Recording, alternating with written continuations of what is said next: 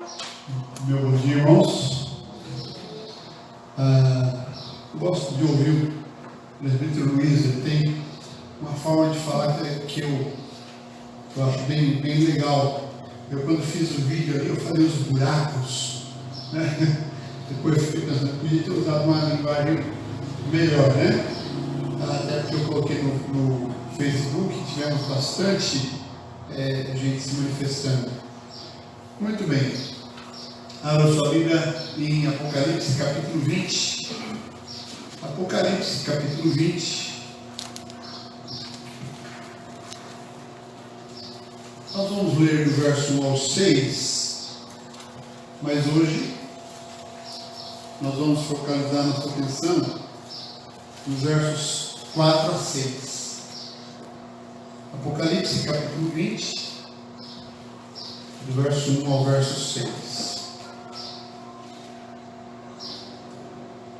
Apocalipse capítulo 20, de 1 a 6, diz: Então vi descer do céu um anjo, tinha na mão a chave do abismo e uma grande corrente. Ele segurou o dragão, a antiga serpente, que é o diabo, Satanás, e o prendeu por 1000 anos, lançou-o no abismo, fechou-o e pôs selos sobre ele, para que não mais enganasse as nações, até se completarem os 1000 anos. Depois disso é necessário que ele seja solto por pouco tempo. Vi também tronos, e nestes sentaram-se aqueles aos quais foi dada a autoridade de julgar. Vi ainda as almas dos decapitados por causa do testemunho de Jesus, bem como por causa da palavra de Deus, tantos quantos não adoraram a besta, nem tampouco a sua imagem, e não receberam a marca na fronte e na mão, e reviveram e reinaram com Cristo durante 1000 anos. Os restantes dos mortos não reviveram até que se completassem os 1000 anos. Esta é a primeira ressurreição. Bem-aventurado e santo é aquele que tem parte na primeira ressurreição. Sobre estes, a segunda morte não tem autoridade. Pelo contrário, serão sacerdotes de Deus e de Cristo e reinarão com ele 1000 anos. Até aqui, nós vamos agora fazer mais uma oração pedindo que Deus nos dê a graça do Espírito nos instruir. Nosso Deus e Pai, nós estamos diante do Senhor e nesse momento que abrimos a Tua Palavra, queremos te pedir que haja administração do Espírito para a compreensão, para, ó Deus, que não só a nossa mente, mas também o nosso coração seja, Deus, levado a compreender as coisas que o Senhor tem revelado ao Teu povo. Pedimos-te em nome de Jesus. Amém. Muito bem, nós já vimos estudando Apocalipse há um bom tempo, né? E nós já falamos que Apocalipse é um livro cíclico, que ele conta 7 vezes a mesma história. Ele começa, vai até o fim e volta, vai até o fim e volta, né? A cada 2 ou 3 capítulos ele termina a história e recomeça, né? Torna ao seu início. Hoje nós vamos falar sobre o milênio. Aliás, já estamos falando, esse é o 3º domingo que nós estamos falando, e nós vamos gastar mais alguns domingos nesse capítulo 20, né? Falando sobre o milênio. Hoje nós estamos na segunda parte. Semana que vem ainda continuaremos nessa segunda parte. A primeira parte do capítulo 20, nós falamos aí sobre o aprisionamento do dragão, né? Mas nós também estabelecemos que a posição chamada amilenista é aquela que entende que o milênio já começou e que nós já estamos vivendo esse milênio. Esse milênio não vai começar quando Jesus voltar na sua segunda vinda. Esse reino milenar de Cristo foi inaugurado nos céus e na terra na primeira vinda de Jesus, quando ele disse em Mateus capítulo 28: toda a autoridade me foi dada nos céus e portanto, fazer discípulos de todas as nações. Até então, a única nação que conhecia a Deus era Israel. E a partir disso, o Evangelho sai pelo mundo e Deus vai sendo conhecido pelas nações. Cristo assumiu o reino e conquistou a autoridade total e definitiva nos céus e na terra. Ele é o Cristo que reina, não o Cristo que vai reinar. Ele já está sentado no trono de Davi, ele já é o Rei dos reis e o Senhor dos senhores. E nesse momento, lá no céu, à direita de Deus, ele é o Rei soberano sobre os céus e sobre a terra. E esse Rei soberano impôs ao dragão severas limitações, restrições que são descritas aí no texto que a gente leu, né? Eles são descritas simbolicamente do verso 1 ao verso 3. E nós vimos aí as expressões que o anjo segurou o dragão.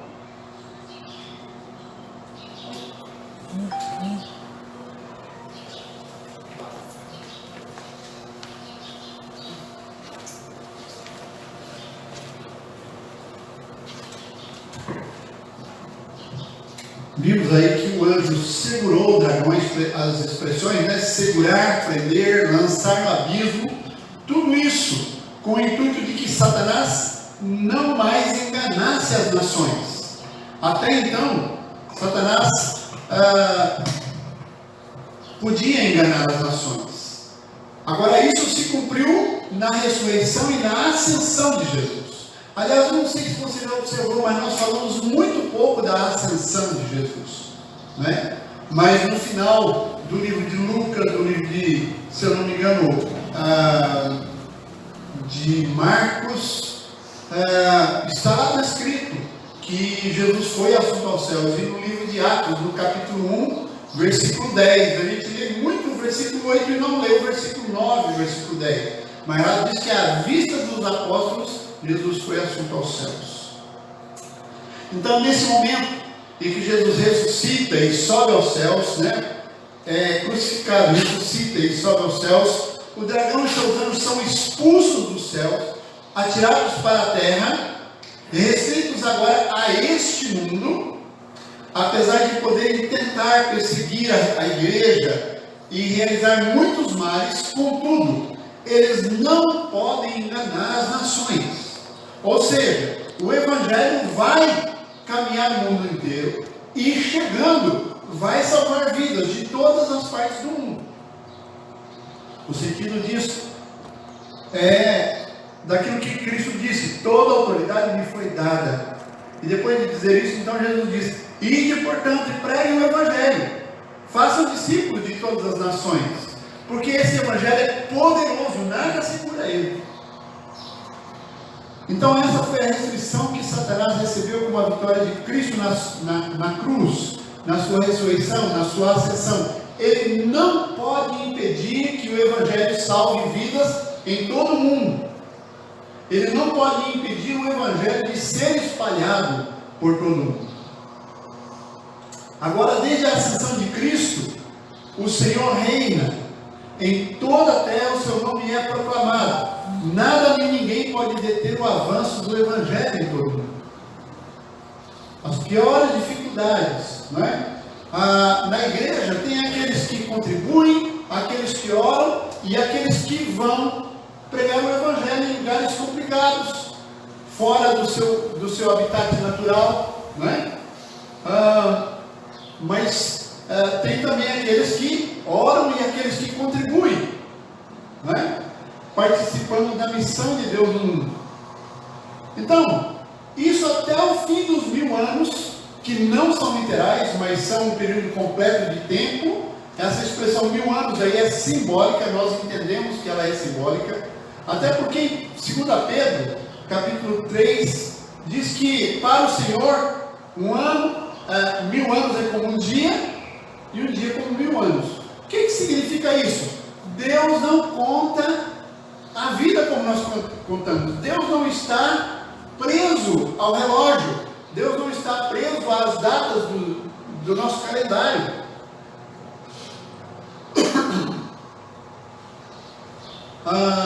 Quer dizer que a data fechada não é importante para o Senhor, mas o período de tempo apropriado que Ele designou para cumprir os seus propósitos nesse mundo. Isso é esses 1000 anos aí. E agora a gente vai olhar um pouco mais para o texto a partir do versículo 4, para entender as expressões complexas e difíceis que esse texto tem aí, também nos versículos 4 a 6. Caminhamos a partir dessa visão de que o reinado milenar de Jesus já está em curso, desde a sua primeira vinda. E eu disse para vocês que essa é a visão amilenista. É a visão que eu particularmente tenho abraçado, que eu entendo que é a que mais se adequa à compreensão da Bíblia. Então, no versículo 4, que nós lemos, diz que, João diz, vi também tronos. Então veja que todo o Apocalipse são visões do apóstolo João. E agora ele diz, vi também tronos, e nesses sentaram-se aqueles aos quais foi dada autoridade para julgar. Vi ainda as almas dos decapitados por causa do testemunho de Jesus, bem como por causa da palavra de Deus, tantos quantos não adoraram a besta, nem tampouco a sua imagem, nem receberam a marca na sua fronte e na sua mão, e viveram e reinaram com Cristo durante 1000 anos. Então talvez você esteja assistindo aí uma novela, Apocalipse, muita gente, a gente sabe que está assistindo, e você precisa entender que essa novela, ela está sendo construída a partir de uma visão literal da Bíblia. E é justamente por isso que tem lá uma marca que é colocada na testa e na mão. Não é? Mas nós vimos aqui nos nossos estudos que o que João estava falando com essa questão da marca, pense lá no tempo de João e como os crentes que receberam essa carta, o Apocalipse originalmente, o que eles entenderiam por isso? Que benefício isso traria para eles naquele tempo? Porque a palavra de Deus, ela traz benefício trouxe para quem recebeu originalmente, lá, não só o Apocalipse, mas os evangelhos, eles foram escritos para a igreja, né? Então nós precisamos ter isso em mente, que tinha que fazer sentido para eles lá. E que sentido faria para eles? Que propósito? Né? Então, nós vimos aqui que a marca na testa e na mão é o quê? É o estilo de vida sem Jesus, rebelde contra Deus. E nós falamos que todo mundo é selado. Quem não recebe a marca da besta, recebe que marca?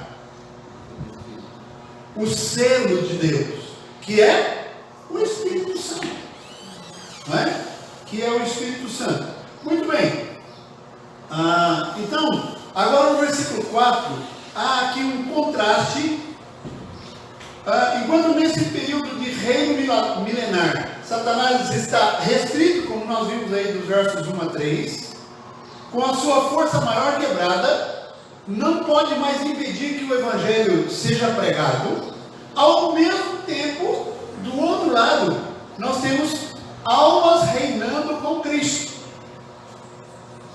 Veja bem que no versículo 4 diz, vi também trono, nesses sentaram-se aqueles aos quais foi dada a autoridade de julgar, e vi ainda as almas dos decapitados, almas reinando com Cristo. Então, duas perguntas: quem são essas almas? E outra pergunta: onde elas estão? Normalmente, nas visões que pensam que o milênio diz respeito ao futuro, que haverá uma ressurreição lá na frente, e só então começa o milênio, tende-se a localizar esses tronos e essas pessoas que estão reinando também lá no futuro. Mas o texto está dizendo, primeiro, que João viu tronos, né? E então pessoas se assentaram nesses tronos. São as pessoas que têm autoridade para julgar. Sempre que o Apocalipse fala de tronos, ele está falando de algo no céu, localizado no céu e não na terra. No começo, quando ele falou dos 24 anciãos, lá no começo do Apocalipse, quando nós vimos aquele esqueminha, né, do trono que ele viu, quando falou dos 24 anciãos ao redor do trono de Deus, eles também estavam sentados em tronos, e eles representavam a igreja do Velho Testamento e a igreja do Novo Testamento. Eram os 12 patriarcas, mais os 12 apóstolos, representando a igreja desses dois períodos. A reunião simbólica de todos os crentes no céu. Eles não devem ser vistos como tronos na terra, mas tronos no céu. Ele está vendo então tronos no céu e assentados sobre eles pessoas que têm autoridade para julgar. Foi-lhes designada essa função de julgar o mundo. A Bíblia diz que aos crentes pertencerá o direito de julgar o mundo e até mesmo os anjos. Paulo fala isso na carta aos Coríntios. Vocês vão lembrar que lá em Corinto, pessoas da igreja levaram irmãos da igreja para o fórum da cidade, para o juiz iníquo julgar a causa delas. 2 irmãos. Como é que a gente resolve querelas na igreja? Não precisa nem ser da mesma denominação. Na outra cidade onde eu estava, nós tivemos uma dificuldade, uma querela com uma pessoa de uma igreja irmã. O pastor Jorge procurou o pastor daquela igreja. O pastor daquela igreja conversou com o membro da sua igreja e nós acertamos a situação. É assim que se resolve na igreja. Procura a liderança da igreja e a liderança da igreja vai lidar com essas questões. Paulo então, para acertar essa questão em Corinto, ele questiona: vocês não sabem que vocês vão julgar os próprios anjos? Está na primeira carta aos Coríntios, eu não anotei aqui o capítulo, mas está na primeira carta aos Coríntios, quando Paulo fala sobre essa questão de irmãos levando irmãos na justiça comum. E ele então diz: olha, vocês não sabem que nós vamos julgar os próprios anjos? Por que vocês não podem julgar as coisas menores? Por que vocês não podem resolver as questões dentro da igreja? E então ele revela que a igreja vai julgar até mesmo os anjos. A pergunta é: que anjos que a igreja vai julgar? Os anjos que não caíram? Para que os anjos que não caíram vão ser julgados? Se eles permanecem justos? A igreja vai julgar quem? Os demônios, os anjos caídos. Veja a autoridade da igreja, queridos. Os principados e potestades, os eleitos nunca pecaram, os anjos eleitos nunca pecaram, não precisam ser julgados. Mas a igreja, povo de Deus, vai julgar até os demônios e vai julgar este mundo também. Por isso a visão desses tronos no céu é na verdade uma descrição do estado das almas das pessoas que morreram com Cristo e por Cristo. Você precisa lembrar que no primeiro século eles estavam sendo perseguidos, terrivelmente perseguidos pelo Império Romano. Pessoas eram levadas aos tribunais por causa de Cristo. Elas perdiam as suas propriedades, tinham que fugir da cidade, às vezes eram presas, às vezes eram até condenadas ao martírio. Então a igreja começava a perguntar: mas escuta, o que é feito dessas pessoas? Como é que essas pessoas estão?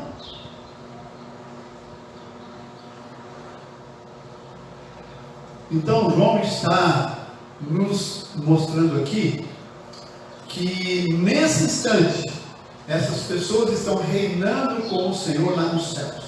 Pense em Estevão, por exemplo, foi apedrejado por causa de Jesus. No ano 62, Pedro e Paulo foram executados pelo Império Romano. Onde é que eles estão? E mesmo aqueles que morreram não de morte violenta, que morreram de morte natural, mas onde eles estão? João precisava trazer esperança para esse povo. Então ele diz vi as almas dos decapitados por causa do testemunho de Jesus, e viveram e reinaram com Cristo por quanto tempo? Por 1000 anos. Você já viu algum vídeo lá do mundo muçulmano de cristãos sendo executados, cortando a cabeça ou atirando neles? Começou a aparecer há algum tempo atrás aí vídeos assim, né? Irmãos nossos sendo executados. Onde é que eles estão? Estão na glória com o Senhor Jesus e estão reinando. Ele não está dizendo que aqui nesse verso, né, diz: vi ainda as almas dos decapitados por causa do testemunho de Jesus e tal, e viveram e reinaram com Cristo por 1000 anos, né? Ele não está dizendo que eles ressuscitaram fisicamente para então reinar com Cristo durante 1000 anos. Não está dizendo que eles ressuscitaram fisicamente para reinar com Cristo. Ele está dizendo as almas. Eu vi almas, essas almas estão em tronos lá no céu, vivem e reinam com Cristo durante 1000 anos. Portanto, o texto está apenas descrevendo a visão celeste dos salvos no céu. E está respondendo a uma importante pergunta dos cristãos desse primeiro século: o que é que aconteceu com os mortos? Os nossos irmãos, os nossos amigos, os nossos parentes que foram mortos por causa do Evangelho. Naquele tempo os imperadores perseguiam os cristãos. Havia muitos grupos de pessoas no primeiro século, a ideia de que nem sequer existia alma. Eles ainda não tinham muita compreensão das coisas. Pensa, 2000 anos atrás. A igreja tinha a Bíblia, mas a igreja ainda estava pensando nos primeiros passos desse pensamento. Você vai lembrar, por exemplo, que no tempo de Jesus tinha os saduceus que não criam em ressurreição. Não é? Então, a igreja vai desenvolvendo o seu pensamento. Ela vai estudando a Bíblia e vai desenvolvendo o pensamento. E daí, aquelas conclusões que ela chega do ensino bíblico, ela registra em livro, em documentos, para ficar para novas gerações. É por isso que nós precisamos estudar teologia. Porque a igreja, ao longo desses 2000 anos, ela está entendendo o ensino bíblico e deixando registrado para as novas gerações. Então, havia alguns grupos de pessoas no primeiro século de que nem sequer tinham a ideia de que existia alma. E quando uma pessoa morria para esses, então, apenas ia para o pó da terra e acabava. A ideia de morreu, acabou, né? Muitos incrédulos dizem: olha, a morte morreu, acabou. Na verdade, para os incrédulos, a melhor coisa que pode acontecer é morrer, acabou mesmo, né? Mas essa é só uma ideia. A revelação de Deus nos dá outro ensino. Então, outros talvez tivessem outras ideias, mas o Apocalipse serve para dizer: as almas dos crentes que morrem em Cristo estão no céu. Onde é que está aquele parente seu que era tão fiel ao Senhor, que amava o Senhor e morreu? Está no céu. Está com Jesus. Aliás, ele já disse isso lá no capítulo 6. Você pode abrir a sua Bíblia aí, capítulo 6 de Apocalipse, versos 9 a 11, quando ele estava na segunda vez que estava contando a história, na segunda sessão, né? Ele diz aí: quando ele abriu o 5º selo, vi debaixo do altar as almas daqueles que tinham sido mortos por causa da palavra de Deus e por causa do testemunho que sustentavam. A mesma coisa que ele diz aqui no verso 20, no capítulo 20 ele disse lá no capítulo 6, são as mesmas almas. Ele está vendo outra vez essas almas lá no céu. No capítulo 6, essas almas estavam fazendo uma reivindicação. Se você abriu a Bíblia aí, fala para mim, no versículo 10, o que tem? Como é que eles clamavam? Clamavam em grande voz, dizendo: até quando, ó soberano Senhor, santo e verdadeiro, não julgas nem vingas o nosso sangue dos que habitam sobre a terra? estão fazendo uma reivindicação ao Pai e a Cristo. Até quando, Senhor, o Senhor vai tolerar o mal nesse mundo? Quando o Senhor vai julgar e punir aqueles que nos mataram? E a resposta naquele momento está no verso 11. Espere um pouquinho. Espere um pouco. Então João revela onde estão os mortos que morreram em Cristo. As pessoas que morreram com Cristo e por Cristo estão aonde? Estão no céu, com Cristo. As suas almas reinam com Cristo. Então, aí no capítulo 6, na segunda vez que contou a história, João disse: estão lá no céu, descansando, ansiando pelo dia do juízo. Deus vai julgar este mundo. As almas estão no céu esperando isso. É o que nós chamamos de período intermediário. Mas Jesus também, João, no capítulo 14, verso 13, abra sua Bíblia aí, confira lá. João 14, verso 13. Você precisa vir à igreja, trazer a sua Bíblia, abrir a sua Bíblia, porque nós precisamos estudar a palavra, queridos. Você vai fazer um curso, o professor te dá lá uma apostila. Se você não trouxer a apostila lida, você não vai entender nada da matéria. Aqui na igreja é a mesma coisa, a Bíblia é a nossa apostila. Então vamos lá. No versículo 13 do capítulo 14 diz: escreve: bem-aventurados os que agora morrem no Senhor. Sim, diz o Espírito, para que descansem das suas fadigas, pois as suas obras os acompanham. Veja, capítulo 14, versículo 13. João. Apocalipse. João. Então eu falei errado, me desculpe.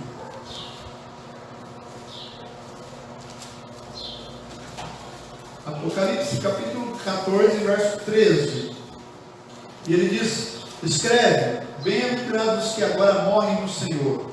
Sim, diz o Espírito, para que descansem das suas fadigas, pois as suas obras os acompanham. Apocalipse capítulo 14, verso 13. Eu agradeço a correção. Isso também mostra que os irmãos estão aí atentos. Não fiz para testar os irmãos, não. Eu errei mesmo. Tá bom? 14, 13? 14 e 13. Eu acabei de olhar lá. Leia de novo, por favor, professor. É que eu não peguei no começo. Ele começa assim: então ouvi uma voz do céu dizendo: escreve: bem-aventurados os mortos que desde agora morrem no Senhor. Sim, diz o Espírito, para que descansem das suas fadigas, pois as suas obras nos acompanham. É que eu não peguei no começo, e às vezes eu faço isso, tá? Me perdoe, mas isso mostra o interesse dos irmãos. Estão indo atrás, querem aprender, querem conferir, né? É isso aí.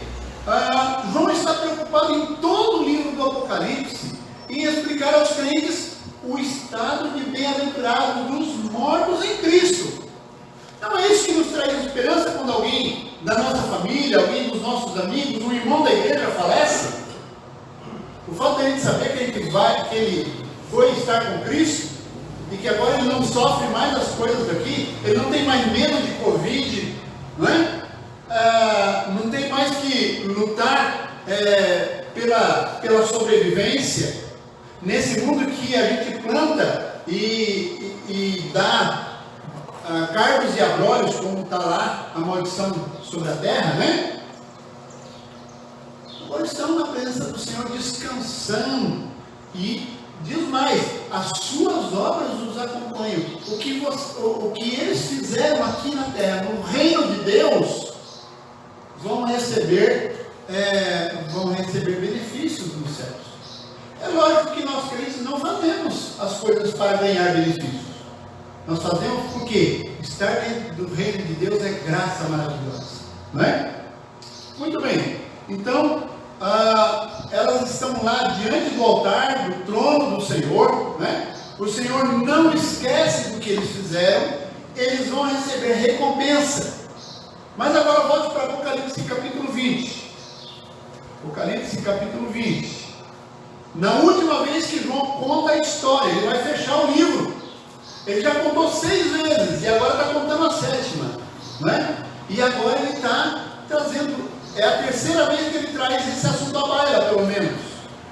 No capítulo 6, no capítulo 14 e agora no capítulo 20. Para falar para a igreja: meus irmãos, aqueles que morreram em Cristo estão no céu com Cristo. Ele acrescenta agora um novo detalhe: eles não apenas estão no céu, eles não apenas estão vestidos com vestiduras brancas, que significa pureza, eles não apenas as suas obras os acompanham e eles aí recebem a recompensa, mas agora diz aí que eles reinam. Que eles reinam. Eles são bem-aventurados e também reinam com Cristo e julgarão o mundo. São reis e juízes. Essas almas que ansiavam pelo juízo, lá no capítulo 6, que clamavam: até quando, Senhor? O Senhor não julga. E o Senhor diz: descansa. E agora o Senhor diz: essas mesmas almas são juízes do mundo. Portanto, isso não é uma ressurreição futura de crentes, é uma descrição do estado atual das almas que estão com Cristo lá no céu agora. Traz esperança para o seu coração? Para o meu enche de esperança. Gostaria de morrer hoje para estar com Cristo, terminar com certas lutas que são terríveis, não é? Estão reinando com Ele durante todo esse milênio, esse período de tempo em que Satanás está aprisionado. Nós vimos aí que essa prisão de Satanás, ele não pode impedir o avanço do Evangelho. Na semana passada nós falamos que ele pode até impedir o avanço dos missionários. Tem um vídeo, eu acho que deve ter na internet, menino, não sei se você já viu, da missão Asas do Socorro, de missionários que asas é porque é de avião mesmo, né? Então, um grupo de missionários, inclusive pilotos, que foram de avião até uma tribo num lugar que não tinha jeito de chegar se não fosse por avião. E eles fizeram um grande esforço para poder chegar naquele lugar. Mas era uma tribo que não tinha contato com ninguém, inclusive eram canibais. E eles fizeram um esquema muito interessante para dar um presente para aqueles índios, para aquelas pessoas, para que elas entendessem que eles eram amigáveis. E quando eles desceram o avião e chegaram na praia, os índios vieram e mataram-os. As esposas deles continuaram o trabalho deles. E o Evangelho chegou naquele lugar e aquele grupo, eu não lembro se era uma tribo, eu creio que era uma tribo de indígenas, foi salva em Cristo Jesus. Então, pode matar os missionários, mas não pode impedir o Evangelho do Senhor Jesus. Muito bem, então, essas almas estão reinando com Cristo durante todo esse milênio, todo esse período de tempo em que Satanás está aprisionado, no sentido de que o seu poder principal foi quebrado. Que poder? De manter as nações na escuridão, nas trevas. O poder de acusar e de enganar as nações. Essas duas forças de Satanás foram quebradas na cruz do Calvário. Portanto, aqueles salvos que morrem entram nesse milênio celeste no exato momento em que morrem. Suas almas entram, sobem aos céus e acham o seu lugar, acham o seu trono para aguardar o dia do grande juízo. Isso é uma descrição simbólica. Precisamos lembrar que o livro de Apocalipse é um livro simbólico. Não pensamos em tronos literais lá no céu. Pensamos apenas no status dessas almas na presença do Senhor. São reis, sacerdotes, profetas. É assim que são descritos os crentes vitoriosos em Cristo Jesus. No versículo 5, logo após agora então dizer isto, o texto esclarece que o restante dos mortos, ou os restantes dos mortos, não reviveram até que se completassem os 1000 anos. Esta é a primeira ressurreição. Pela primeira vez ele usa aqui essa expressão primeira ressurreição. Um dado importante que tem a ver com a tradução aqui no verso 5. Nesse verso, o original, João, quando escreveu em grego, ele não usa a expressão reviver. Segundo o pastor Leandro, essa partícula re, que está na nossa versão aí, Almeida Revista Atualizada, foi uma dedução dos tradutores. Eles entenderam que a palavra viver ficaria um tanto vaga, porque eles estavam pensando, quando traduziram esse texto, também estavam pensando que o milênio era lá na frente, que esse milênio era um milênio literal lá na frente. Então eles pensavam assim: olha, se a gente traduzir viveram aqui, vai ficar vago, então precisa colocar reviver. Por isso então eles traduziram assim. Mas o termo grego original, segundo o pastor Leandro, não é reviveram, mas é viveram apenas. Então, ficaria assim, né? Os restantes dos mortos não viveram até que se completassem os 1000 anos. Esta é a primeira ressurreição. O que significa então viveram? Se as coisas são assim, se aqui a expressão não é reviveram, mas viveram, o que significa? Significa que eles estão mortos, porque não estão no céu, não estão em tronos, não estão assentados em torno do grande trono de Deus, mas eles estão no inferno. E o que o inferno é? É o começo da morte eterna. Assim como o céu é apenas a primeira parte da vida eterna, né? Porque no céu nós vamos estar sem corpo, com todos esses benefícios, mas sem corpo, né? Também o inferno é só o começo da morte eterna. Aliás, a morte eterna ela já é uma realidade aqui nesse mundo, né? As pessoas precisam sair da morte eterna, mas quando saem desse corpo, elas entram para uma realidade em que não pode mudar mais. Essa é que é a grande questão, né? Então, ainda não estão no lado de fogo e enxofre, que é o inferno definitivo. Eles estão no Hades, que é a expressão do Novo Testamento para inferno. Você não pode dizer que alguém que está no inferno está vivendo, queridos, porque aqui diz respeito à qualidade de vida. É uma vida tão sem qualidade que é chamada de morte, porque está separado daquele que é aquele que concede vida, o provedor de vida. Estão separados. Separado aqui num termo, né? O Silas, se estivesse aqui, ele ia me corrigir, no sentido de que estão na presença de Deus, mas Deus como juiz, Deus como aquele que impõe a pena, né? Então você não pode dizer que alguém que está no inferno está vivendo. Na verdade, está morrendo ato contínuo, né? É uma vida morta.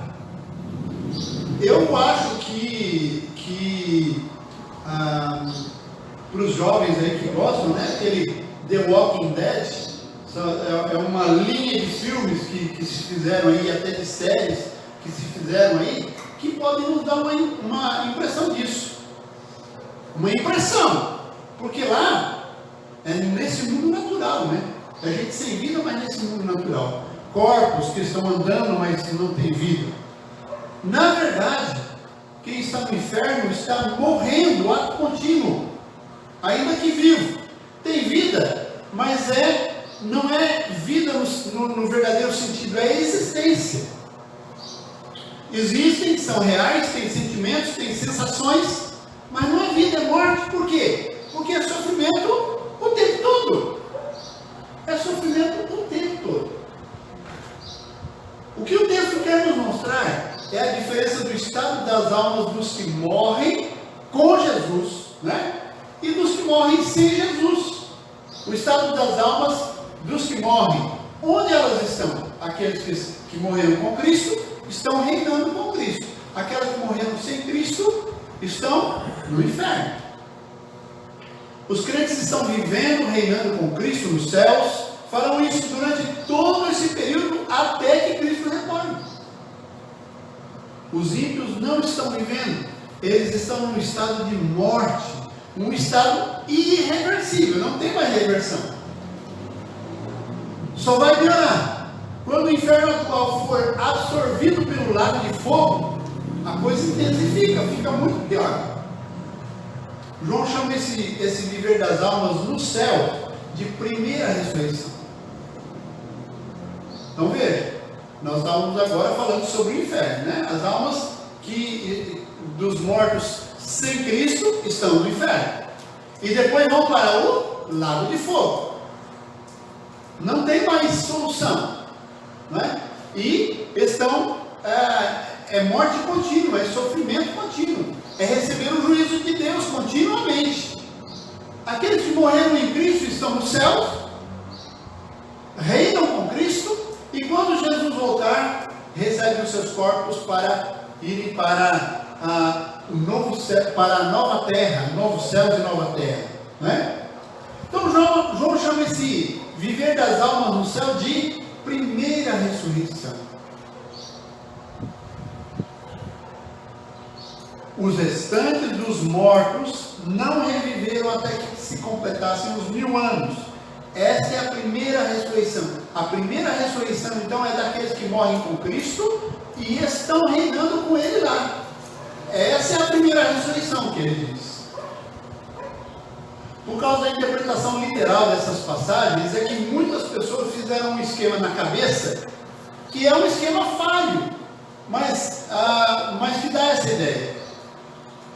Por isso os pré-milenistas dispensacionalistas dizem que Cristo vem dos céus, os crentes verdadeiros ressuscitam e os ímpios não ressuscitam.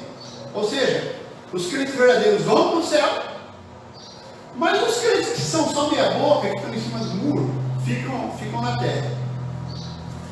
Na verdade, isso não é real. Quando Jesus voltar, ele volta de maneira visível, todo olho o verá. E aqueles que estão com Cristo, que são de Cristo verdadeiramente, de verdade, sobem com Ele. O corpo ressuscita e sobem com Ele. Os outros, que não são crentes, podem até estar nas igrejas. Mas não são crentes. Não sobem com Jesus. Vão para outro lado. Vão ser julgados, condenados e vão para o lago de fogo. Então, os crentes verdadeiros sobem para... Essa é a visão dispensacionalista, tá? Os crentes verdadeiros sobem para encontrar com Cristo nos ares, para ficar com Jesus um tempo, me parece que é 7 anos, e só mais tarde é que os ímpios vão ressuscitar. Por isso, Mariana, que tem esses filmes aí, né? De que o piloto do avião sumiu, né? O motorista sumiu, o carro bate, cai na ribanceira, e coisa e tal. Por quê? Porque, por causa dessa visão dispensacionalista, que tem as suas confusões. Porque leem o Apocalipse de uma forma literalista e aqui esbarram nessas expressões, esbarram nessas condições. Não é? Para começar, não leem como nós estamos ensinando os irmãos aqui, que é um texto cíclico. Eles leem começando no capítulo 1 e os acontecimentos vão e vão e vão, e Jesus volta umas 6 vezes, né? Mas para eles é isso que significa. Então eles dizem que a primeira ressurreição aqui é a dos crentes e a segunda ressurreição é dos ímpios. Parece fazer um sentido nesse texto se você interpretar literalmente. Mas nós temos mostrado desde o nosso começo que a descrição é simbólica e por isso essa interpretação cai na nossa compreensão. Aliás, em nenhum outro lugar na Bíblia se fala de 2 ressurreições. Uma para crentes e outra para ímpios. Na Bíblia, a ressurreição é uma só. Todas as vezes que a Bíblia fala em ressurreição, ela fala de crentes e ímpios. Só há uma ressurreição final para todos. Jesus disse que quando ele voltasse, pode abrir aí João 5, versículo 28 e 29. Jesus disse que quando ele voltasse, agora é João mesmo, viu, querido? João capítulo 5, versos 28 e 29.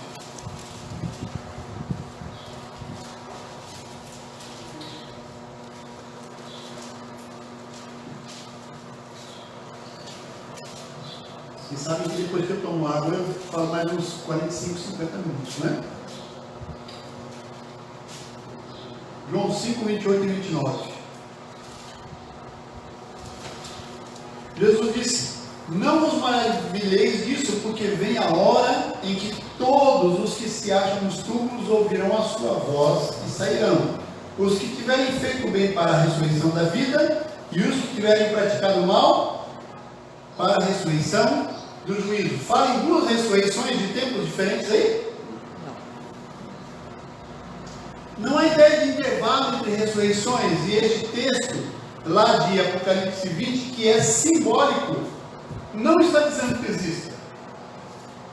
Na verdade, ao falar em primeira ressurreição, é o único lugar na Bíblia que fala dessa primeira ressurreição, né?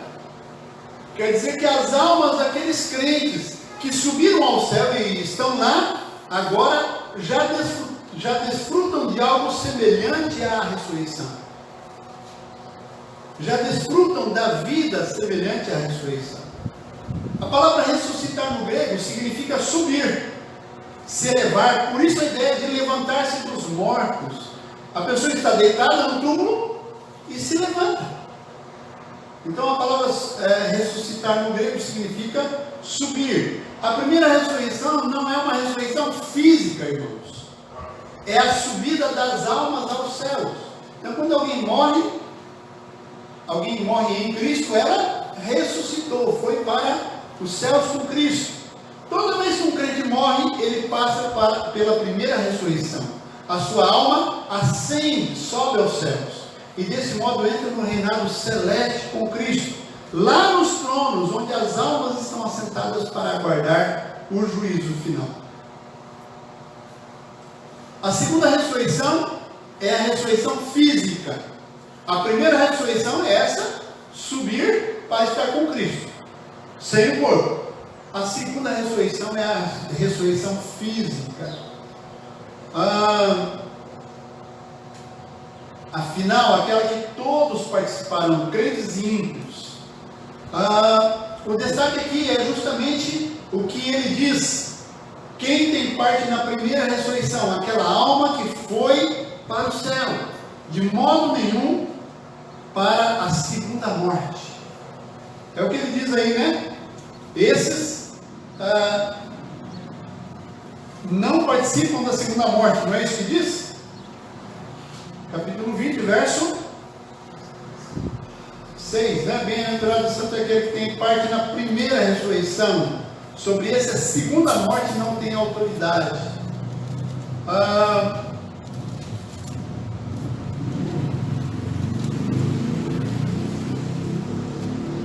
A segunda morte, queridos, é o lago de fogo.